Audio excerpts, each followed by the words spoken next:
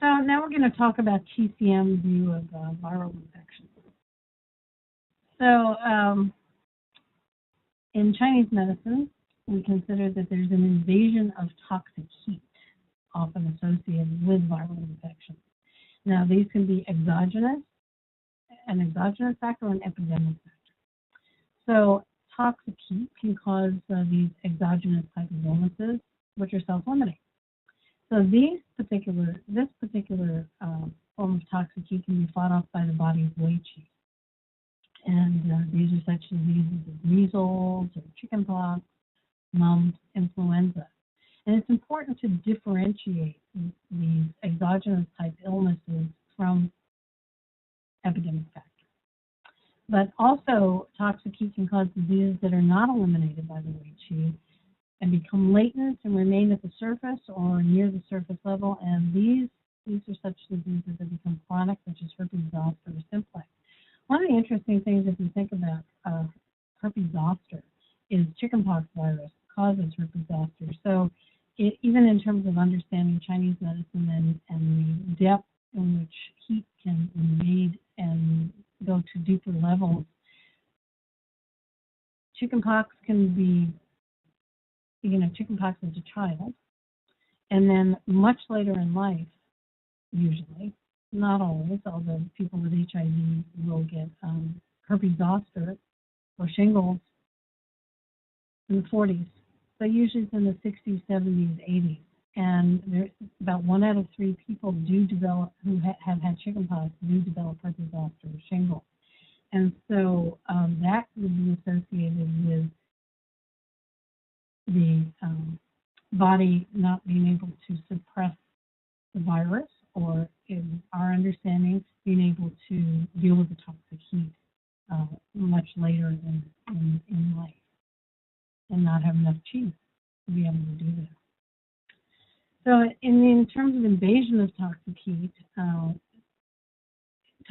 can cause internal diseases, and these are often epidemic type diseases that enter deeply into the body and go immediately into the internal organs. While this is a kind of a simple understanding in some ways, one of the things is that early on in HIV, there was a lack of understanding of this process, and a lot of people thought that if we just raised the qi, developed the Wei Qi, spent a lot of time doing that people would not get HIV, and this is not the case, or hepatitis C. Because basically, these epidemic diseases are not eliminated by the Wei Qi. They go immediately into the internal organs, into the qi and shui and the body fluids, and are not eliminated by the qi. And these are such diseases such as HIV and hepatitis C that are examples of this Wei Qi epidemic factor that can cause deep internal disease. So toxic heat may appear differently in different Chinese organs. As a manifestation of the disease, of course, is different depending on the organ and its common patterns of disharmony. So one of the things is that it can also be different for different people according to their constitution. So if somebody has a less robust constitution, does not have enough righteous qi, a person may develop toxic heat syndrome earlier on or more severely. But toxic heat has very specific characteristics that manifest depending on the type of epidemic disease and the organ that it enters.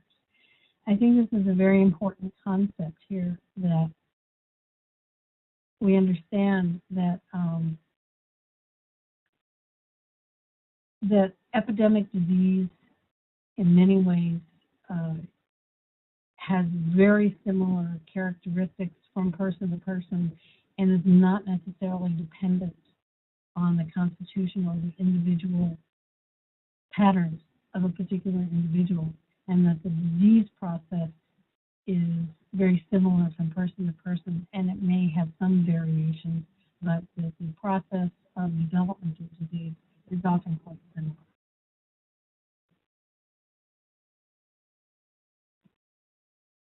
for example, toxic heat and human papillomavirus, the toxic heat enters through the deeper levels and can affect the kidney and the liver with HIV. The spleen and stomach are entered as well. Actually, there's a paper.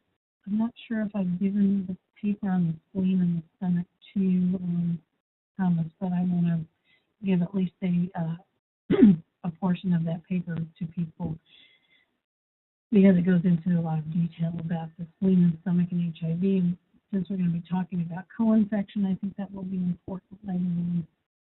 In cervical and vulvar disease, in some books, such as Bob Flaw's books, there were TCM hypotheses, TCM diagnoses that were hypothesized, specifically kidney and liver immune deficiency, damp heat in the lower jiao, and toxic heat. Actually, I added the toxic heat. This was early on we started looking at this, and around 10 years ago, I personally started studying Chinese herbal medicine for HPV-related cancers and HPV disease. And so this was the basic understanding and concepts that we've started to look at through the course of the studies that we've been doing and trying to see if, in fact, these hypotheses are correct or not.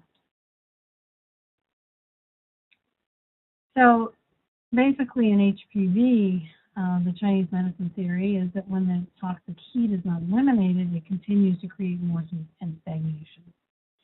And the heat and stagnation can cause the tissues to become damaged and ultimately decrease the blood flow and the shui and the qi flow and lead to shui stagnation and death. These developments are then associated with cervical cancer, vulvar cancer, anal cancer, can also be associated with oral cancers as well. And this is something that we need to see. In fact, the same process is found in oral cancers as well. I feel like I don't have enough experience with that to be able to say, hey, this is a definitive process here. So I'd like to actually look at that more over time.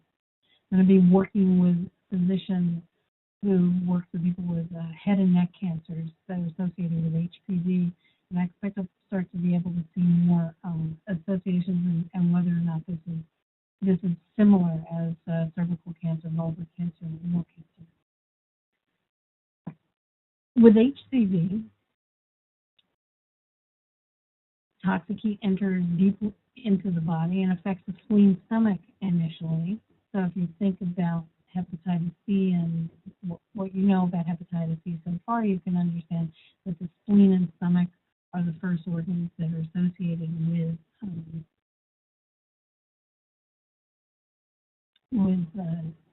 with invasion of toxic heat, and also the liver.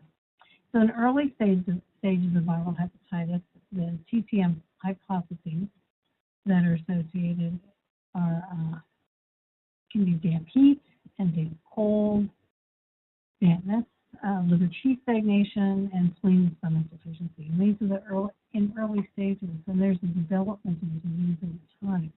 So these previous diagnoses, one of the things about this is that these previous diagnoses actually continue throughout the process and the course of hepatitis C.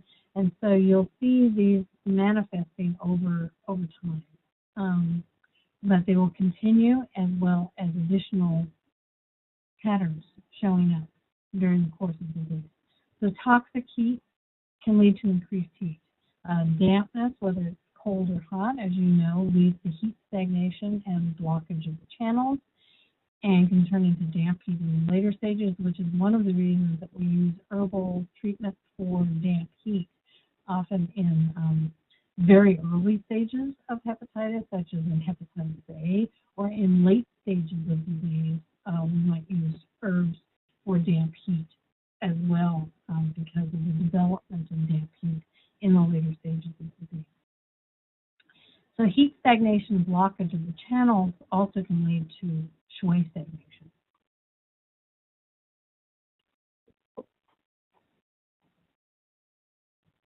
The spleen and stomach deficiency can be associated with immune disorders and can lead to Schwa deficiency and dampness and heat congestion. So there's, if you go back, you can see we can have this method where toxic heat can lead to increased heat, dampness, and can lead to heat stagnation, blockage of the channel, turns into damp heat stagnation and blockage. So these are excess type conditions, and deficiency type conditions including stomach deficiency, which can be associated with immune disorders such as HIV and other immune disorders, and will lead more to deficiency, and dampness and heat congestion associated more with deficiency. And this is another pathway to the development of cancer, where Schwa deficiency leads to Schwa stagnation.